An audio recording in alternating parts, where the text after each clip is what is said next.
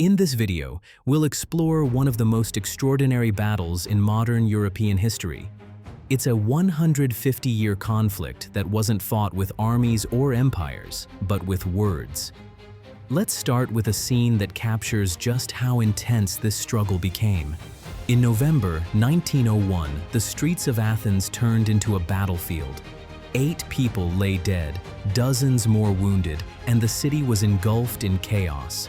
What sparked this violence? Not a tax hike, not a famine, not a foreign invasion.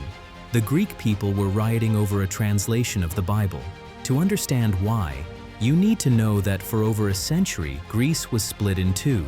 There was the language you spoke to your mother, the words you used at the market, or with your friends. This was called Demotic Greek, the people's tongue. And then there was the language you were forced to read, write, and pray in, an elevated archaizing form called Katharevousa, meaning the purified language.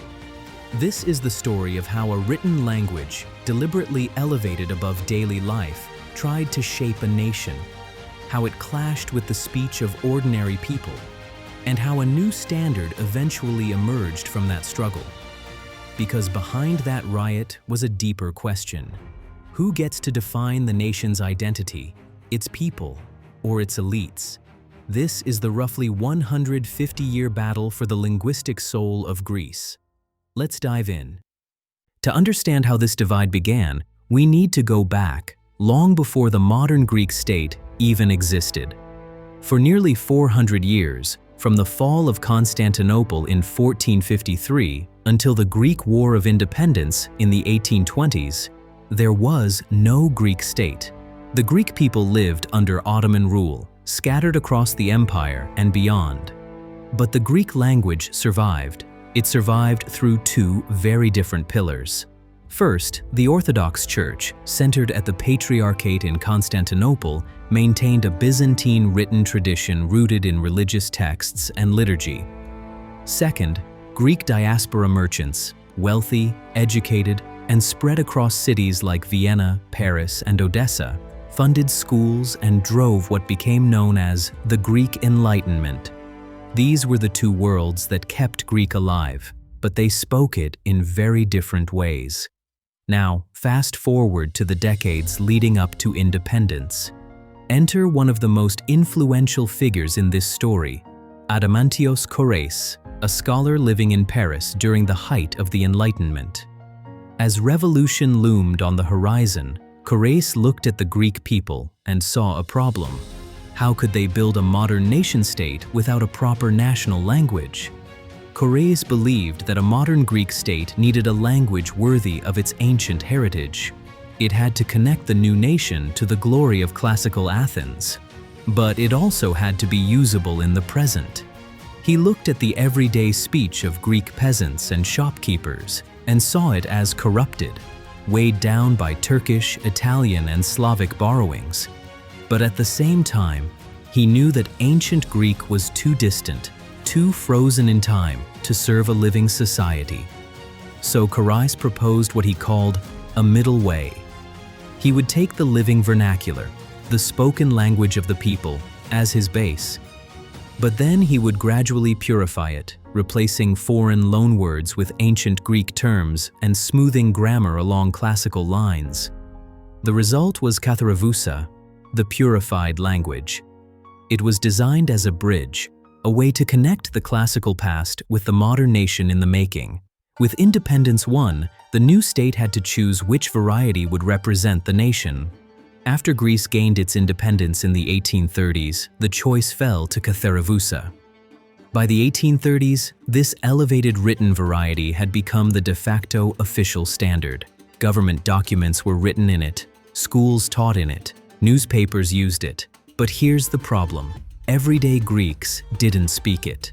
Farmers, fishermen, workers, they continued using their regional dialects, their natural spoken language. And just like that, a deep divide was set up between public language and daily speech. This is where the language question stops being academic and starts shaping everyday life. As the 19th century wore on, Korais's compromise began to harden. scholars and purists kept pushing Katharevousa closer and closer to ancient Greek grammar. What started as a practical middle ground became an increasingly demanding written code. It required years of formal schooling to master. And because mastering it required education, Katharevousa became a marker of class and power. If you could read and write in Katharevousa, you could work in government, practice law, teach at a university. If you couldn't, you were shut out. But by the late 19th century, pushback was growing. In 1888, a writer named Ioannis Psycharis decided to fight back. He published a book called My Journey, and it ignited a movement. Psycharis wrote the entire book in Demotic Greek, the spoken language of the people, and he made a radical argument. The real Greek nation didn't live in ancient texts or artificial grammar. It lived in the spoken tongue, the language people actually used every day. Psycharis turned the language question into a question of democracy. A people should be educated and governed in the words they actually speak. From that moment on, language policy became a political battleground. Liberal governments would introduce Demotic Greek into primary education, trying to make schools more accessible to ordinary children. Then conservative governments would come to power and reverse the reforms, reinstating Katharevousa. And then came the riots of 1901, the ones we opened with. Sponsored by Queen Olga, a scholar named Alexandros Pallas translated the New Testament into Demotic Greek, trying to make the Bible accessible to everyday Greeks. The reaction was explosive. Defenders of Katharevousa saw this as a desecration, a lowering of sacred language. Students rioted, police clashed with protesters. 8 people died. All because someone dared to put the word of God into the language people actually spoke. This wasn't just about grammar. It was about who owned Greek identity itself. But the movement for Demotic Greek had gained something crucial: momentum. In 1941, linguist Manolis Triantafylidis completed a monumental work that would change everything. He wrote an official grammar of modern Greek, but this time it was based entirely on Demotic Greek, the vernacular language of the people. Now, here's the irony. Triantafylidis's grammar was commissioned under the authoritarian Metaxas regime, which was not exactly a champion of the common people. But Triantafylidis had significant independence, and regardless of who commissioned it, the work itself was revolutionary. For the first time, Demotic Greek had a systematic, rule-based grammar. It was no longer just the language of peasants. It was a legitimate, teachable standard. This laid the groundwork for everything that would follow. By the mid-20th century, the struggle reached its breaking point. The linguistic conflict reached its symbolic peak in the darkest period of modern Greek history, the military junta of 1967 to 1974. The colonels who seized power weren't just authoritarians. They were ideologues. They intensified long-standing state policies, embracing an extreme form of Katharevousa as part of their rigid ideology of Christian Hellenism. For the junta, the elevated written code wasn't just a language, it was the guardian of continuity. It connected ancient Greece to Byzantine Greece to modern Greece in one unbroken chain. Everyday speech, by contrast, was dangerous. It represented disorder, foreign influence, leftist subversion.